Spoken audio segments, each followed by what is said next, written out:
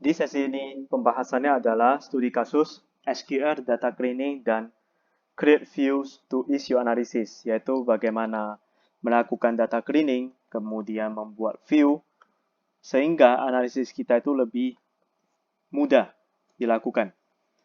Adapun langkah-langkah yang harus kita lalui, yang pertama, pelajari dulu field yang ada, lakukan encoding atau data cleaning jika diperlukan, dan boleh membuat asumsi penyebab data yang bersangkutan tidak clean.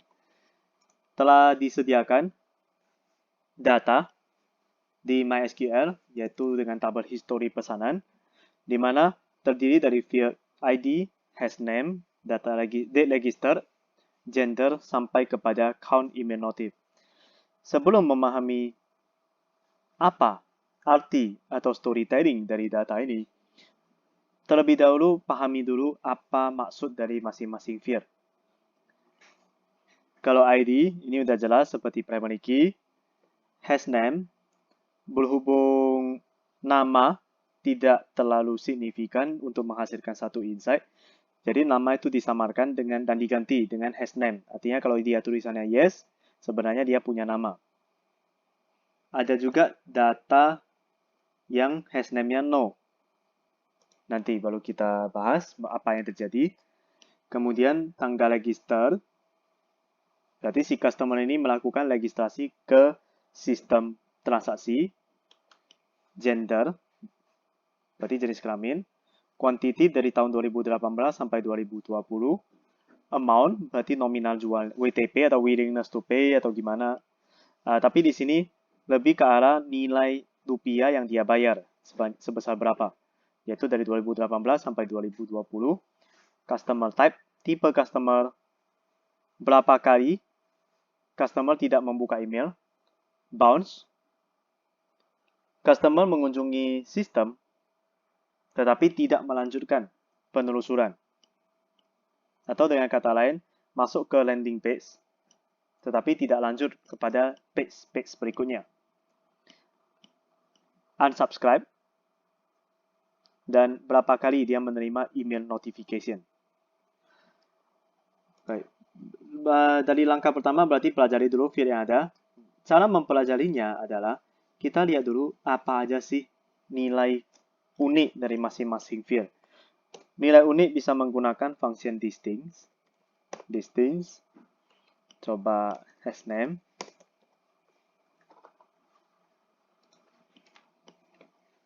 Ini ada yes. Tetapi ketika kita lihat dari sisi data, bukan hanya yes, tetapi data kosong pun ada. Mengapa bisa terjadi demikian? Oke, hipotesanya adalah kita ketahui dalam misalnya e-commerce ataupun marketplace, cara bertransaksi ada yang mewajibkan harus daftar terlebih dahulu, ada yang tidak harus daftar. Nah, jika tidak melakukan pendaftaran di awal dan melakukan transaksi, sehingga name-nya itu kosong. Itu asumsinya. Baik, kita lanjut kepada field berikutnya, date register. Ini udah jelas, tanggal dia register. Gender. Distinct gender. Ternyata ada tulisan perempuan, ada tulisan laki-laki, laki 2, L, dan P. Nyatanya, gender itu hanya dua, yaitu laki-laki dan perempuan. Tetapi dalam sistem ataupun database, tulisannya itu harus sama persis. Huruf besar, huruf kecil beda saja satu huruf, itu sudah dianggap berbeda. Pertanyaan, mengapa bisa terjadi demikian?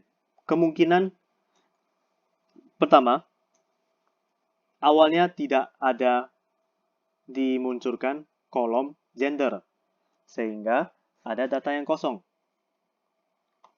Kondisi yang kedua, gender dimunculkan, tetapi bukan bentuk drop-down. Disajikan sebagai text field. Sehingga user dia menginput manual. Jadi dia akan ketik laki-laki perempuan. Dan kenapa terakhir bisa muncul ada L dan P?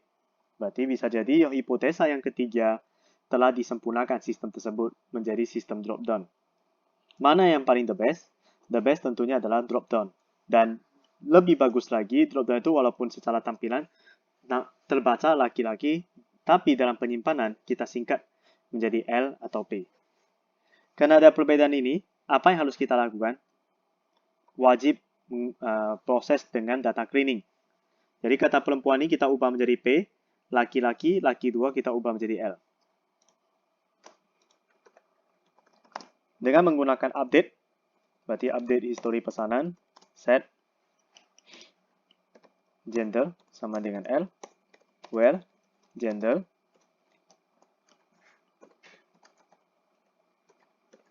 key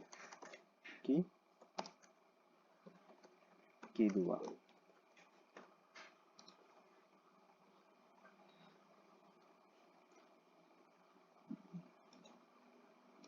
Berikutnya kita ubah perempuan.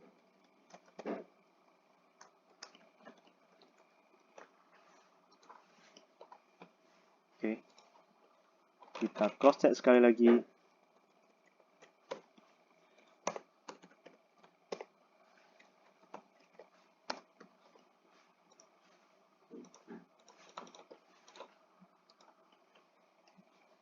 P, sisa L dan P.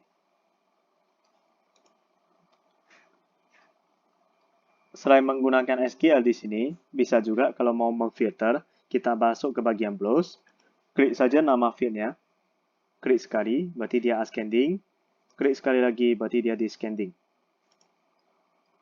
Oh, berarti 2018 tidak ada transaksi. Di 2019, ada yang transaksi sampai 24 quantity, 9, 8, dan seterusnya. Oke, tadi mengapa harus dibuat sedemikian? Kita sort, memastikan apakah ada quantity yang minus atau enggak. Berikutnya di quantity 2020. Oke, paling kecil 0. Paling besar 8. Amount, berarti nominal yang dia bayar. Tentunya tidak ada yang negatif. Kalau ada negatif harus kita buang datanya. 2019. Oke, maksimal 95 jutaan. Sekarang di tahun 2020. Oke, berarti aman. Customer type. Ada data kosong. Di sini jumlah data ada 17 ribuan. Tetapi, yang bisa disajikan hanya maksimal 500. Jadi pertanyaan gimana caranya kalau mau melihat semuanya? Cara pertama, bisa dilakukan export. Oh, ini lagi loading. Bisa dilakukan export ke Excel. Cara yang kedua, yaitu gunakan SQL. Nah, di sini saya di sesi ini lebih kepada pemakaian SQL. Karena tidak bisa melihat secara keseluruhan, berarti balik lagi ke sini. Distinct customer type. Saya hendak tahu tipe customer ada berapa aja dalam data ini. Ternyata ada 3. 1, 2, dan 3. Kita browse. Ada data kosong. Asumsinya gimana? Berarti dibuat menjadi 3 kelompok. Customer 1, hanya saja artinya itu nanti baru kita lanjut cari tahu apa dan mengapa bisa 1. Apa dan mengapa bisa 2 dan 3. Kalau kosong ini udah jelas, berarti customer ini belum diketahui dia masuk kategori yang mana. Sehingga butuh dilakukan analisis lanjutan. Misalnya dilakukan follow up, menggunakan WhatsApp kah, atau menggunakan email. Count not open email. Berapa kali dia tidak membuka email. Di sini lumayan banyak yang tidak membuka email, dan maksimal pun hanya 5. Kalau paling sedikit, kalau dia 0, artinya setiap kali dikirimkan email, dia pasti buka. Tetapi ini belum bisa dijadikan sebagai acuan. Karena di belakang ini ada satu field lagi, yaitu count email notif. Harus kita matchingkan. Jadi angka 0 ini bukan berarti semua email yang dikirimkan dia langsung buka. Karena memang si customer yang bersangkutan di balik sini belum pernah menerima email notification. Ya pasti dia 0. Coba kita akan bandingkan keduanya. di where count email notif lebih besar dari 0, berarti pernah menerima email. Coba kita lihat ada berapa. Ada 500-an. Nah, dari 500-an ini, berapa kali dia tidak membuka email? Count not open email, dia juga lebih besar dari 0.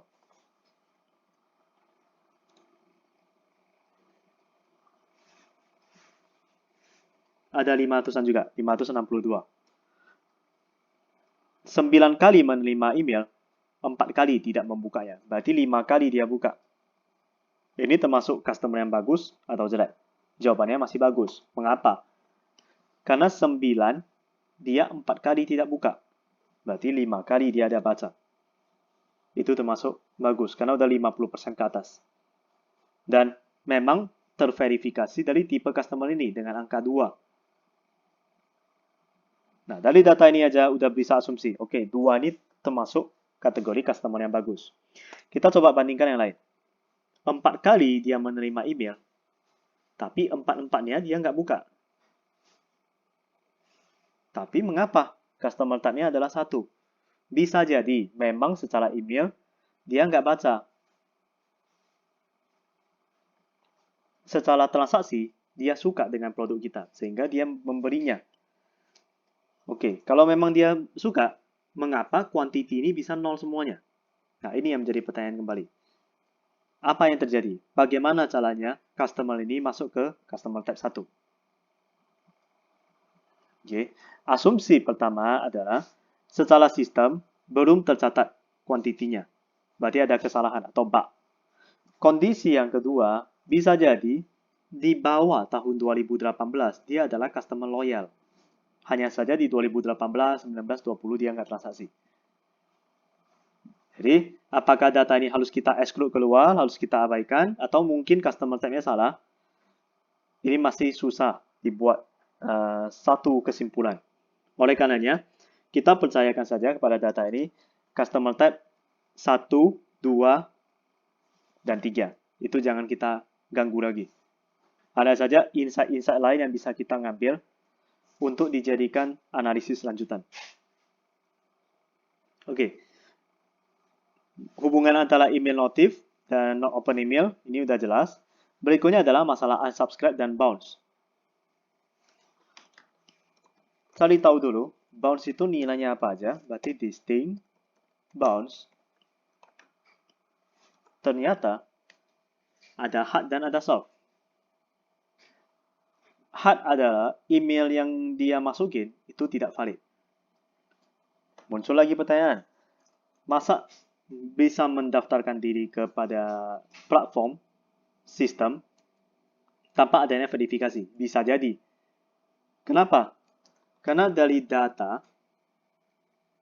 sistem ini sudah ada dari tahun, coba kita film, dari tahun 2013 sudah existing.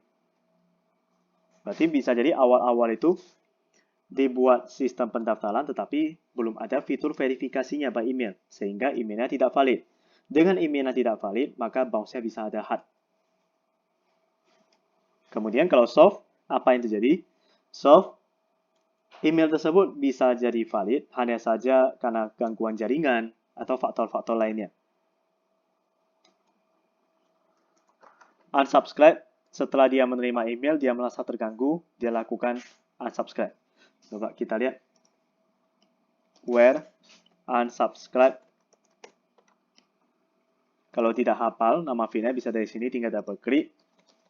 Kemudian dengan yes. Yang unsubscribe ada 6 orang. Kita ngecek behavior dari customer ini. Tapi customer type-nya 2 semua.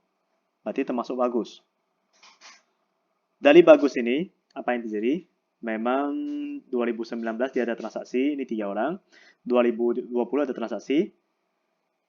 2 yang ini, dia tidak pernah transaksi. Tetapi masuk kategori 2. Seperti alasannya tadi, bisa jadi dia merupakan customer loyal di tahun 2018 ke bawah. Oke. Karena ada variasi-variasi seperti demikian, berarti kan banyak versi kembali lagi, goal kita itu mau melihat apa, mau melakukan analisis apa. Barulah where condition tersebut kita jadikan sebagai patokan untuk membuat view nantinya. Semua proses-proses tadi, ini masih di kategori pertama, yaitu pelajari field ada, lakukan encoding, udah dilakukan. Di tadi bagian gender, boleh membuat asumsi, ini udah.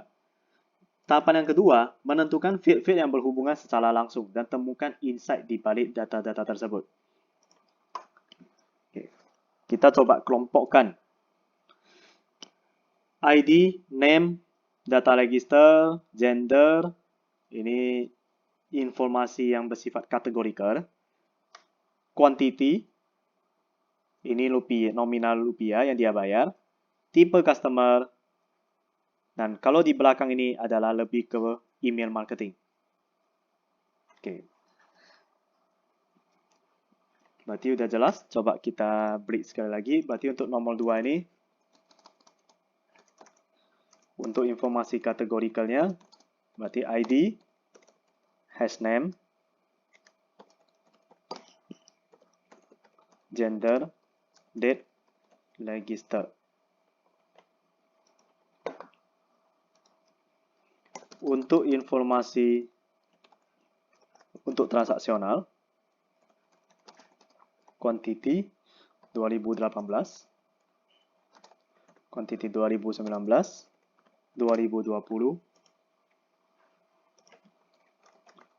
amount 2018,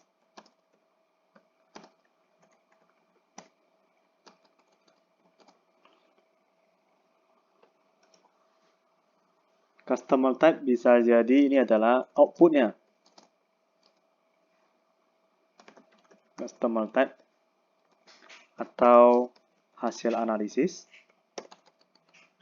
Kemudian field berikutnya adalah yang berkaitan kepada email marketing, yaitu count not open email, bounce, unsubscribe, dan yang terakhir count email notif. Oke, ini field-field yang berhubungan. Dan temukan insight di balik data tersebut. Oke, setelah kita dapatkan insight-nya, maka langsung buat kepada view yang memudahkan analisis ke depannya. Oke, kita coba karena sudah dibuat pengkategorian seperti ini. Apa yang bisa kita lakukan? Oke. Tentunya diawali dengan tentukan goal. Apa tujuannya?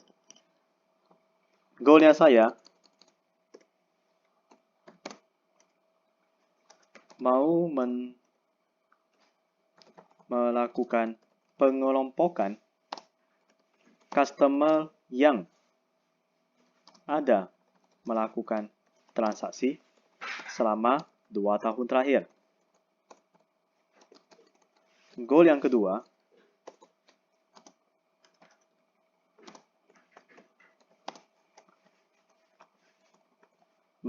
mau melakukan pengelompokan customer yang tidak pernah membuka email, tetapi pernah melakukan transaksi selama 3 tahun terakhir.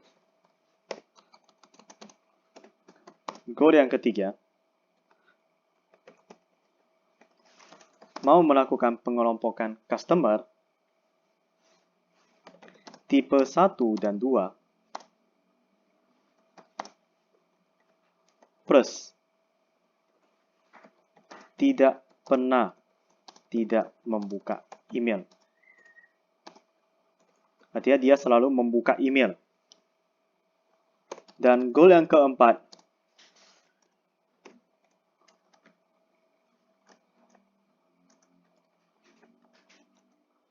mau melakukan pengelompokan customer yang belum diketahui tipenya atau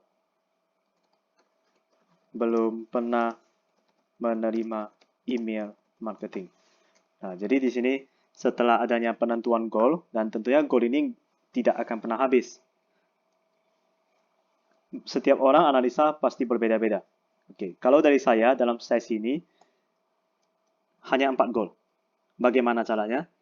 Oke, mulai dari yang pertama, pengelompokan yang ada melakukan transaksi selama 2 tahun terakhir. 2 tahun terakhir, berarti 2019 dan 2020.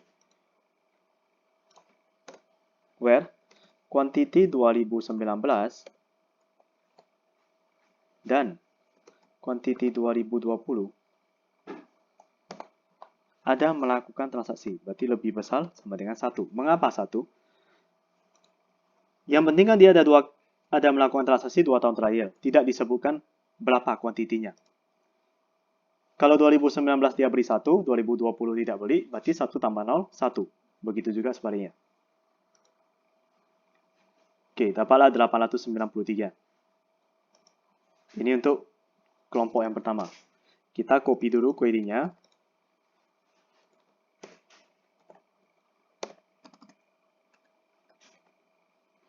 Berikutnya yang kedua, melakukan pengelompokan customer yang tidak pernah membuka email.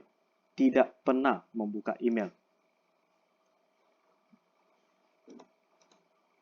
Tetapi pernah melakukan transaksi selama 3 tahun terakhir.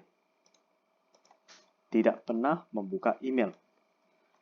Tetapi harus dicek juga apakah dia ada menerima email. Berarti count email notif lebih besar dari 0. Artinya di sini pernah menerima email, tetapi tidak pernah membuka email. Berarti ini harus sama dengan count email notif. Kirim 5 kali, 5 kalinya dia nggak buka. Ternyata ada 51 orang. Oke, kita cross check lagi. Syarat kedua, melakukan transaksi 3 tahun terakhir. Pernah.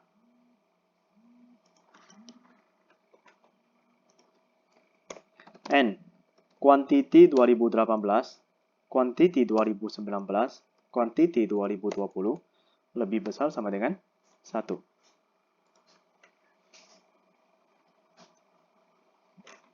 Ternyata ada 30 orang. Oke, kita copy query-nya.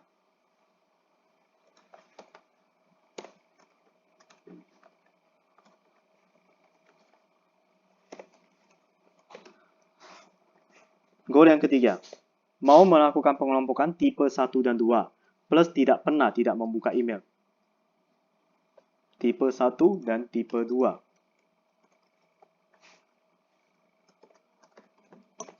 In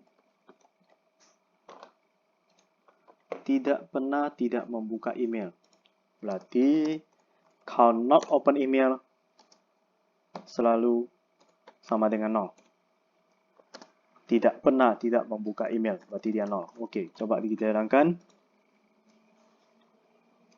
12 ribuan data.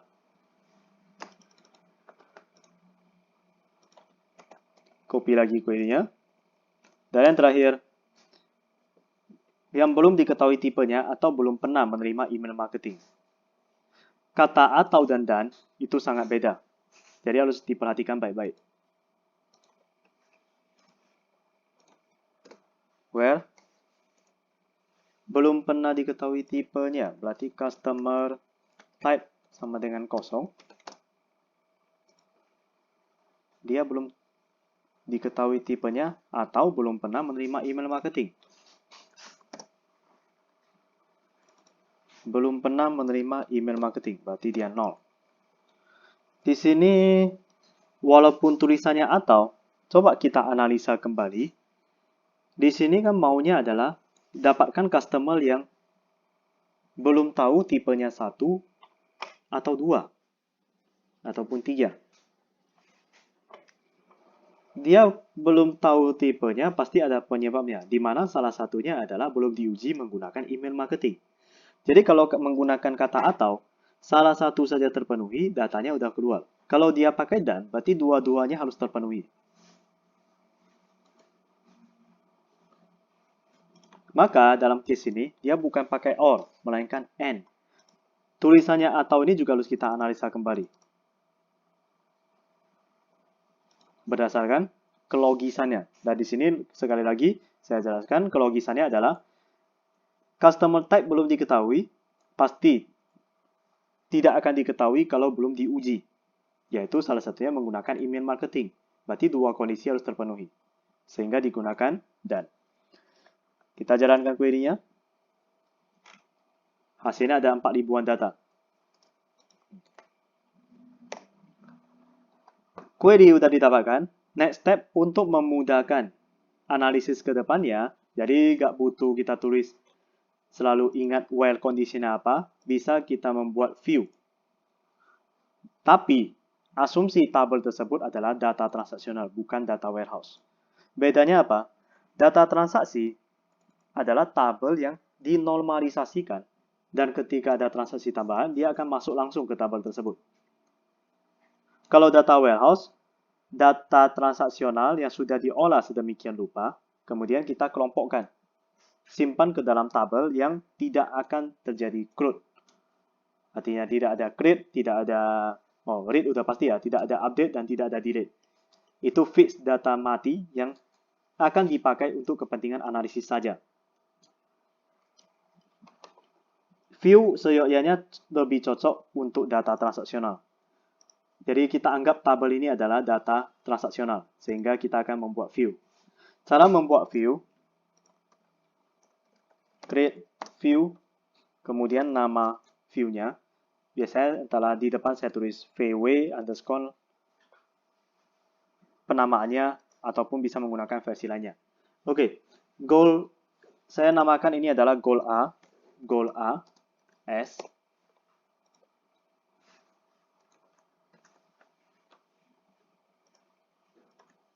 Tinggal copy aja query yang tadi. Oke, saya jalankan.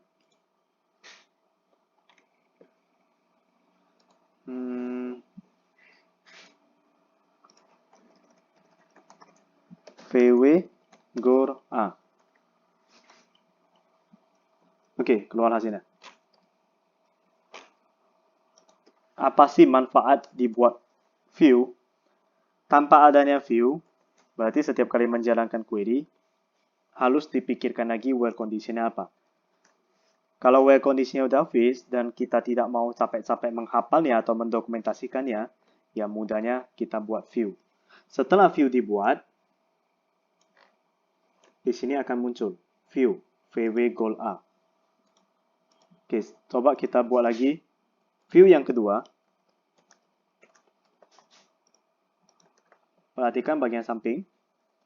Create view VW goal B S. Diseleksi semuanya. Go. Muncul goal B. Kita buat yang C.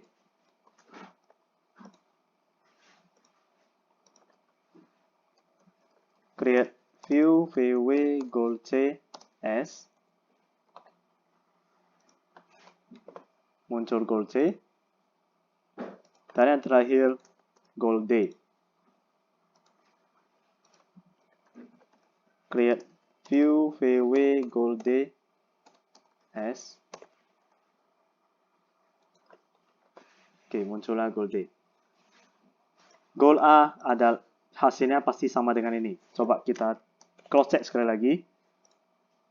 Ini total ada 893 baris. 893. Kita lihat yang B. Goal B ada sebanyak, ini pasti terlalu banyak sehingga nggak muncul ya. Mudah aja. Kita lakukan count.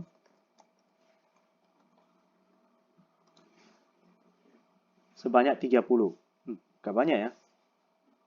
Nggak apa-apa, kita jalankan. Oke, 30. Hasilnya udah sama. Begitu juga C dan D pasti sama untuk jumlah datanya. Setelah view udah dibuat, ke depannya, karena where condition nggak butuh kita hafal lagi, maka seperti biasa aja query-nya. Tinggal diganti ini yang biasanya select bintang from nama tabel menjadi select bintang from nama view. Satu hal lagi butuh diketahui, view ini tidak bisa kita edit. Kenapa? View merupakan tabel maya yang tidak menghabiskan storage di database.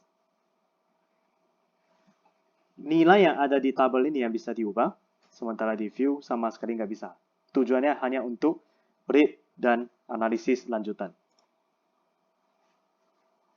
Oke. Kesimpulannya adalah data cleaning merupakan salah satu proses yang butuh dilakukan sebelum melakukan analisis. Kenapa? Bisa jadi ada informasi yang butuh kita buang, ada informasi yang memang ada typo sehingga harus diperbaiki. Setelah diperbaiki, pada saat dilakukan grouping, itu sudah dihasilkan salah sempurna. Karena dalam sistem itu huruf besar, huruf kecil aja udah dianggap berbeda.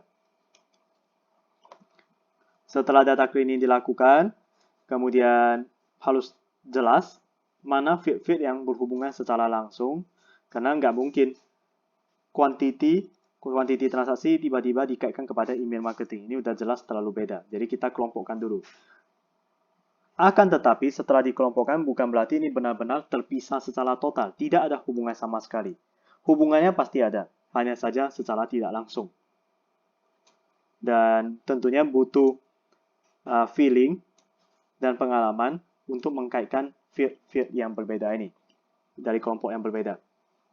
Nah, setelahnya kita akan tentukan insight, di mana salah satu insight itu adalah harus memiliki goal. Berangkat dari goal, baru kita kelompokkan, kita olah, keluarlah sekumpulan data, dan data inilah yang menjadi dasar penentuan keputusan berikutnya. Daripada memikirkan where conditionan terlalu ribet, pasti ini awalnya ribet, namanya saja analisis. Tetapi, smart way, buatlah view kalau data ini masih mau digunakan untuk analisis ke depannya. Dengan catatan tabel tersebut adalah data transaksional, bukanlah data warehouse. Karena kalau sudah data warehouse, ya tabel itu sudah bisa kita anggap sebagai view. Toh, tidak ada proses update, delete, dan insert lagi terhadap tabel tersebut. Baik, demikian sesi ini mengenai studi kasus SQL Data Cleaning and create views to ease your analysis. Saya Darwin, terima kasih.